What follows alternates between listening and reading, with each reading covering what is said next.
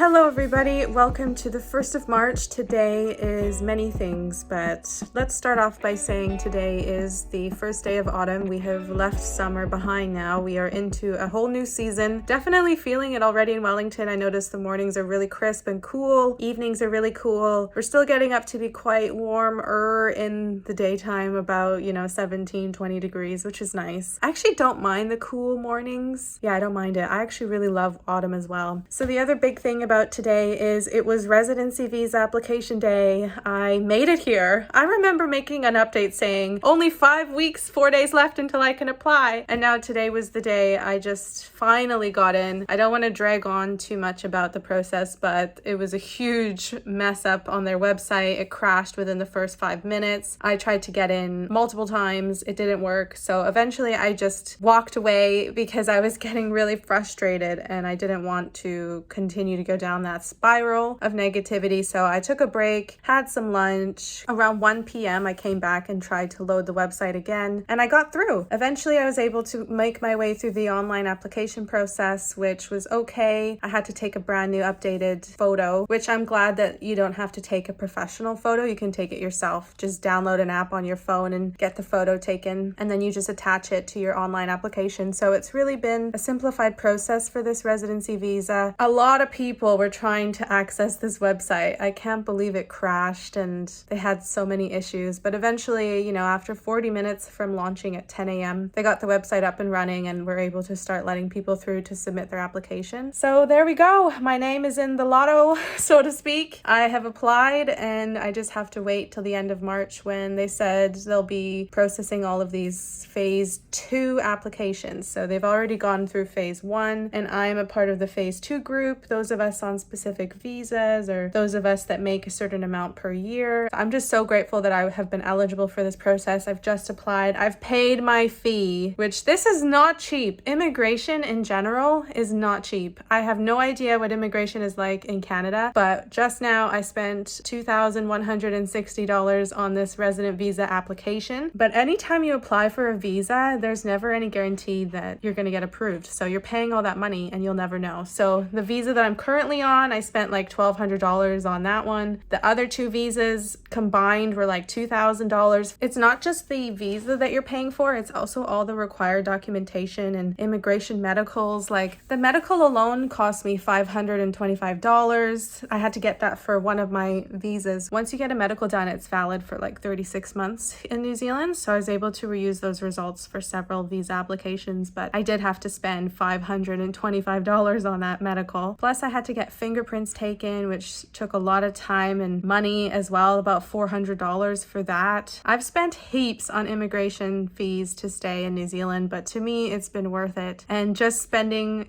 over $2,000 just now, I didn't even blink an eye because I really want this residency for how much more freedoms it will grant me while I'm deciding to live here in New Zealand. And I really was willing to pay it, had my visa ready to go, and there we go. Today is an expensive day.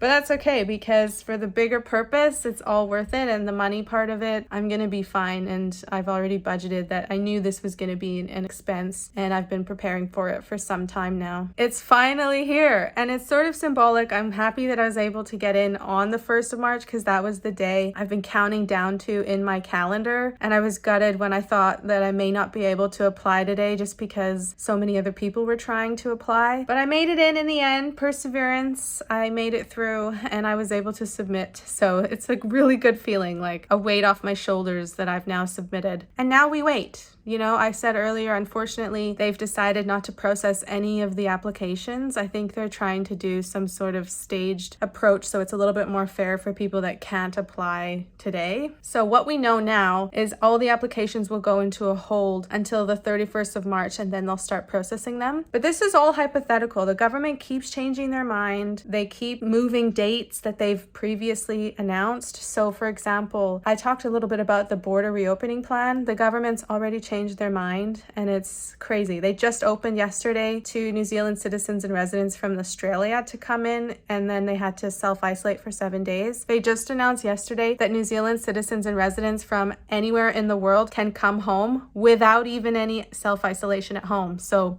People can come home now. You don't have to isolate. You just take a rapid COVID test. You just have to take a test before you get here, and you don't have to isolate. So they're just literally changing the rules. Nothing's certain. Everything is still up in the air. Things are just changing. So who knows? This immigration process says that they'll only start processing at the end of March, but who knows if they'll change their mind and they'll announce in a week or two, we're going to start processing applications now and things will be fast-tracked. All in my benefit. I'm not arguing, but I just think this government has been like left and right changing their mind, and it's kind of like I have whiplash from all this change, to be honest with you. I've got whiplash. So I'm still working from home. We still have like that protest going on here. It's crazy. They're occupying the space by Parliament in the area called the Beehive. So I haven't been to the office in 21 days. I've been working from home full time. This little flat of mine has become my office, my home, everything. It's just crazy. I don't want to be around that negative energy though at the protest. It's not very safe in my opinion. There is positive COVID cases in the protest area. There are stories of aggressive behavior towards people that choose to wear masks. Even though this is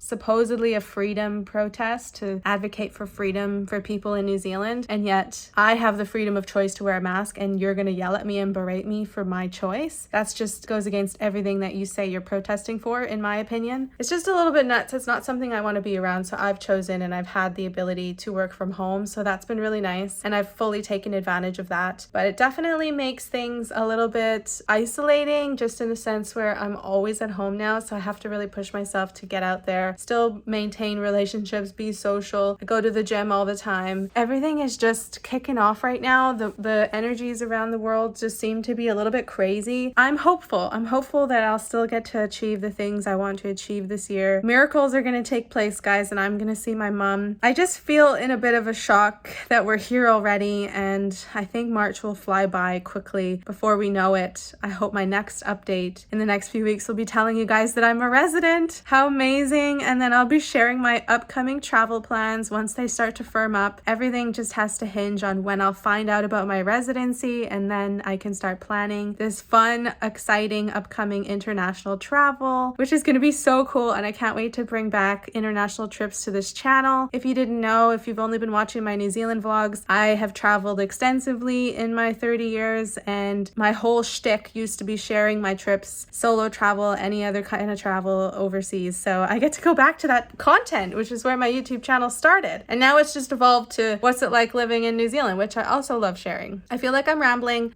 I'm going to cut it myself off now because I'll just continue to talk and talk and talk. Thank you so much for listening to this update. Wish me all the luck in getting this application residency approved.